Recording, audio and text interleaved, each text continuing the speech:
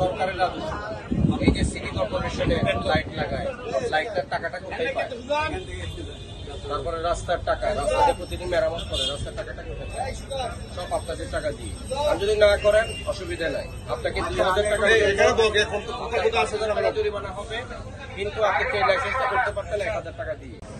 যেভাবে আপনারা সার্টিফিকেটটা টাঙিয়ে রাখেন ট্যাক্সেশনের, সেভাবে হ্যাঁ ওটা সিটি কর্পোরেশনের আছে নাকি নাই, করেছেন নাকি করেন না?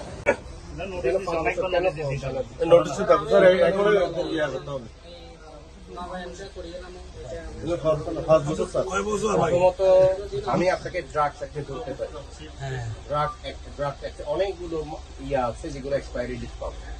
দ্বিতীয়ত আমি চাই না যে আপনার কোনো পরিশ্রম করে আপনি যাতে বসে না রাত 11টা থেকে 3টা পর্যন্ত, পরবর্তী দিন 3টা পর্যন্ত অফিস চলাকালীন কোনো ধরনের দোকান বসা যাবে না, ফুটপাত দখল করা যাবে না, সবকিছু চলে যাবে এবং চৌকি টাইপের কোনো কিছুই থাকতে পারবে না। এটা বারবার আমরা আজকে 3 মাস ধরে বলে আসছি।